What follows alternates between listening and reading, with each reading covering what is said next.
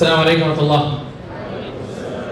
Bismillah, alhamdulillah, salatu wassalamu ala rasulillah wa alihi wa sahbihi wa sallam taslim kathira. All praises due to Allah subhanahu wa ta'ala, who knows what we reveal and knows what we conceal and even knows what the animals feel. We thank Him, we praise Him, and on Him we have reliance. It is to Him we only turn to for our true guidance. We ask Him to send His peace, His blessings, His mercy on the best of human beings and prophets, Muhammad sallallahu alayhi wa sallam, on whom be praise until the very end of our days.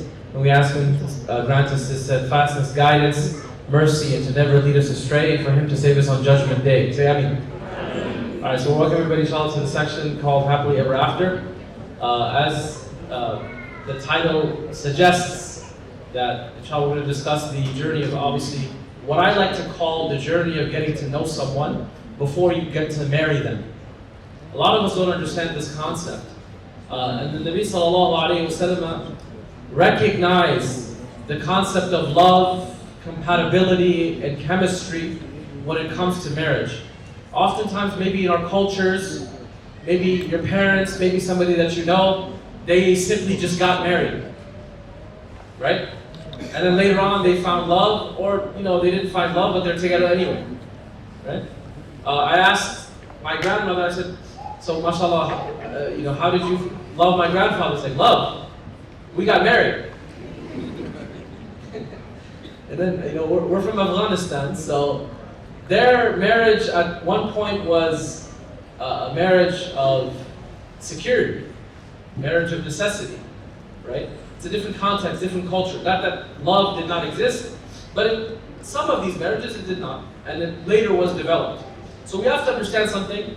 Ali radiallahu ta'ala anhu said something very beautiful, very powerful, I want you all to pay attention to. He said, teach your children for a time that is their time, because they did not live in a time that was your time. So for those of your parents, understand this very, very thoroughly. Your children live in 2019 Nigeria. How many of you have traveled outside of Nigeria? Raise your hand. Traveled outside of Nigeria. Raise your hand high so I can see. Okay, so a good portion of the room, maybe a quarter of the room. So we're in an area of globalization. Global culture is affecting our society here. Okay?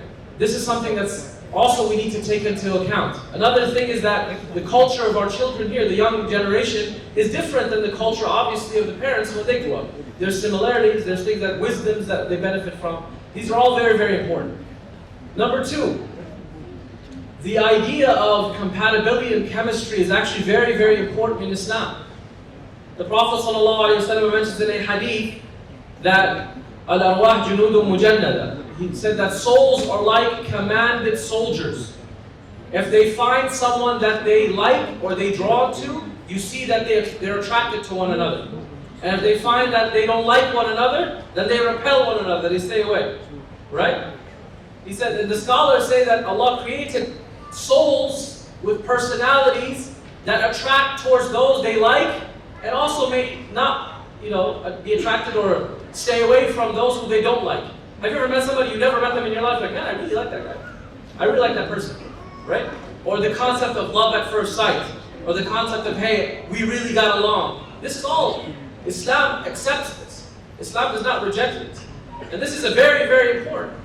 The idea that you can find someone that you have chemistry with or compatibility, you have to understand that this is acceptable. There's nothing wrong with that. Number three, Allah subhanahu wa ta'ala left many things about marriage and relationships, more importantly, like I said. He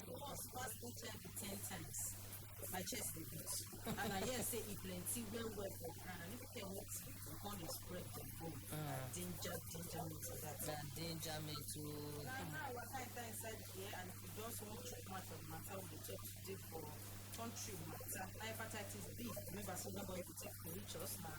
0807 622 6771. That now 0807 622 6771. Stay away from it. This particular aspect, stay away from it. This is important. Number four. And Nabi alayhi salatu wasalam, in a very, very beautiful hadith that's narrated in the Tabarani. A man came to Nabi alayhi salatu wasalam, and I want you to listen to the story. He said, I have been put in charge of a orphan girl. Okay? And there is someone that came to propose to her, and he happens to not be that well off. That well off. But I want her to marry this other person, which happens to be well off. But she wants to marry the one that proposed to her that's not that well off. I mean, he's good, but he's not as rich as another guy. So, Ya Rasulullah, what should I do? Listen to what Nabi alayhi salatu wasalam said. He said, there is nothing better for two that love one another than marriage. And if you forbid a person who's acceptable and compatible and righteous from that marriage, then corruption will spread on earth. SubhanAllah, look at the wisdom. I want you all to focus on something. How did the Prophet ﷺ know those two were in love? How did he know? Because the Prophet ﷺ is a person that understands the humanity of people. He understands, he didn't stop him to bring the girl. How did you meet the guy? Which cafe did you guys go to? Right? How did you exchange email? And this is a very, very powerful principle in Sharia. For those of you who are Sharia students, it says the principle, it's going to be a little bit, just focus for 5 seconds. It's called ترك الاستفصال في مقام الاحتمال خرج مخرج العموم في المقال, which means the Prophet sallallahu alaihi wasallam, when he leaves off asking details, when he has the opportunity to ask, hey, where did you meet him? How did you meet him? Tell me about him. All of the fine ways of how they met each other to love one another, the Prophet did not. He left that. If he's leaving off asking details, then we take the generality of the principle of ruling in Islam. Allah. It's a very powerful principle in Sharia. The Prophet did not ask, right? But the Prophet recognized that there was love between this woman and this man. So the Prophet said, listen, if he's compatible, if he is of maturity, if she is of maturity, if they have that compatibility, then there's nothing wrong with this. Even though you might want a rich man, but as long as she's fulfilling the financial capability, they have a plan for finances together, then there's no problem with this. Is this understood? This might shock some of you. Well, I know exactly. This is hadith of Nabi sallallahu alaihi wasallam. You might have never heard this before in your life. Well, this is why one of my teachers, he said to his teacher, when he told him something, he said, I never heard that before. He said, MashaAllah, you've read all of Islam until you heard something? He said, you've heard some things and you didn't hear something. This is very important. Fifth concept that we have to understand. Allah subhanahu wa ta'ala gave us a specific set of conditions that we should try to reach before we even want to consider ourselves for marriage. More than that, before we consider ourselves to be in a relationship. Because a relationship is invested in before a marriage. Remember this. You're investing in a relationship before a marriage. What are those conditions? I want to ask you 2 questions. First question. What is the age of marriage in Islam called? Raise your hands. Raise your hand. I'll pick on you. Or I'll pick on you and you can just tell me. Raise your hand. Raise your hand. Don't worry, I'm not trying to make fun of you. I actually want to know if you. Raise your hand. What's the age of marriage called? Raise your hand, brothers. I hear murmuring.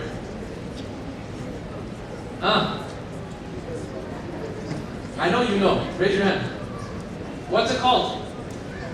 What's it called? What's it called? What do you call it, brothers? Come on. What's it called in Arabic? We talked about it. What is it called? Balagha, right? Bulugh. So bulugh is the age of marriage, right? Raise your hands if you agree. Raise your hand. Raise your hand if you agree. Bulugh is the age of marriage. Okay. If you don't agree, raise your hand. Everyone else is sleeping. Okay. Listen. What is the age of bulugh called? What's it called in English? Puberty, right? Puberty. So everyone that reaches the age of 12 or 13 should immediately get married, right? No, of course not. The age of puberty is not the age of marriage in Islam. If you're 12 or 13, I'm sorry.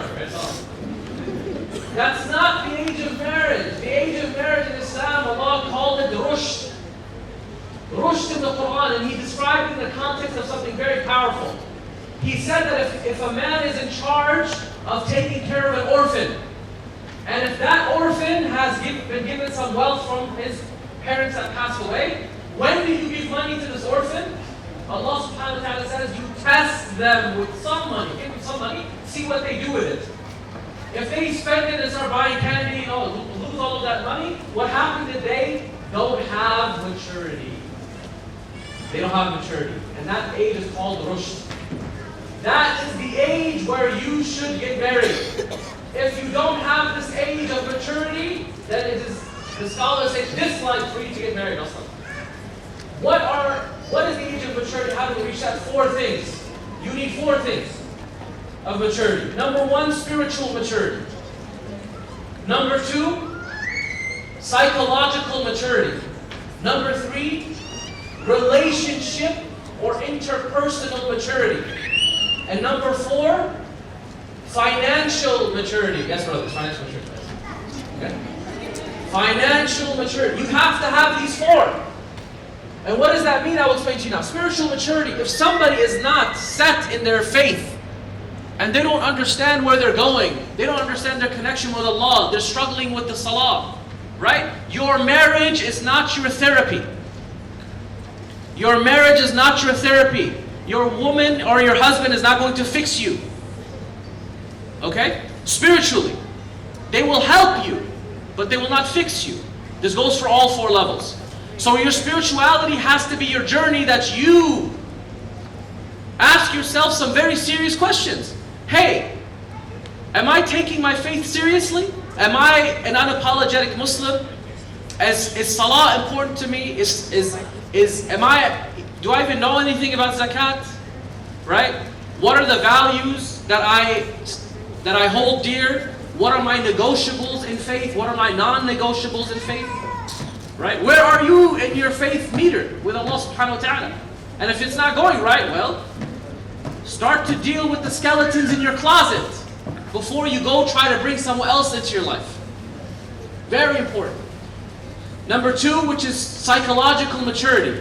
Okay? Some people, subhanAllah, they feel like they're babied by their mothers until they're 28, 30. Is that right, ladies? Some people enter as not men into a marriage, but as young boys. You need to psychologically develop, understand manhood in Islam, responsibility. If someone's feeding you food and you're trying to get married, you gotta ask yourself questions. Not that your mother shouldn't be nice to you, but you're a grown man. You have to represent that level of manhood into a marriage. You have to be able to take care of another family. And that's why Umar radiallahu ta'ala, he said something beautiful. He said that yu'jibuni, it impresses me and amazes me, a man that when he's at home, he's playful with his wife and his children. But when they need him to be, he's a man. When they need him to be, he's a man. The opposite is true as well. How many of our young ladies are treated like queens and princesses by their fathers? When they enter into a relationship, they're expecting the man that they're with to be like their daddy that used to treat them. Reality check, that's not your daddy, that's your husband. And for the brothers, that's not your mommy. And she's also not your servant. كان النبي صلى الله عليه وسلم في خدمة أهله. They used to ask Aisha radiallahu anha, describe to the Prophet ﷺ. You would think maybe talk about the meetings, the sunnah of the Prophet, how he interacted with people. She said that he was such a man, he was in the service of his family. So you have to psychologically prepare yourself. Okay? Psychologically get to that level of responsibility. Number 3, interpersonal, which is 2 things. Communication and conflict resolution. Inshallah, our Ustad Shaykh Abdul Fattah go into the details of that, and our sister as well, Ustada, they will go inshallah into details of that. Number 4, financial. What does that mean? You need to be a very rich man, you need to have $20,000, dollars a month or whatever. No. You need to have a financial plan. You need to have a financial plan in your life. How are you going to take care of another person? Jibreel is not coming with a monthly stipend at the end of the month for you. Reality check, right? So you have to have what is that plan? Just have a plan. Is your wife going to work? Are you going to work? Is your family going to take care of you all while you study? Like all of these things. So you can't play Romeo and Juliet, right? Or Layla and Majnun if you want to Islamicize. It's not really that Islamic anyway. Both of them are equally non-Islamic, don't worry. Anyway, just because one of them is a white person. The point being is that you have to be financially set in understanding, do you have a plan? These are the 4 levels of maturity where somebody should have before they seek a relationship with somebody. Okay, now we've got to this level. We've got to understand our own skeletons in the closet. What are my shortcomings? You write them down. Am I a short-tempered person? Do I get annoyed quickly? What are my communication positives and negatives? Do I understand women? Do I understand men? Oftentimes people jump into a relationship, they have never studied the opposite gender. They've never studied man or woman. What is it, like in general, we're not talking stereotyping, caricaturizing men or women or the opposite gender, but what does it mean? How do you deal with they're not the same. Not inequality, but a woman is not like a man and a man is not like a woman. In fact, if we treat a man and woman complete equality in the sense of how we deal with one another, this is actually dhulm. This is dhulm. A woman is programmed differently than a man in the sense of an emotional perspective, in the sense of how you communicate. Of course not in intellect. There's many women that are much smarter than men. Trust me. Right? One of them is my wife, alhamdulillah. So she'll write a book on me, inshallah. Anyway, the point being, so what we mean by that is a method of communication and understanding. And this is very, very important. And the thing I will leave off with, inshallah, and I know you have plenty of probably thoughts and questions to ask in detail, is then, okay, the pursuit of finding the one. People come up to me and say, Shaykh, I don't know how to find somebody. I said, do I look like a matrimonial site to you? Habibi, one of the problems we have is, unfortunately, we have 2 extremes.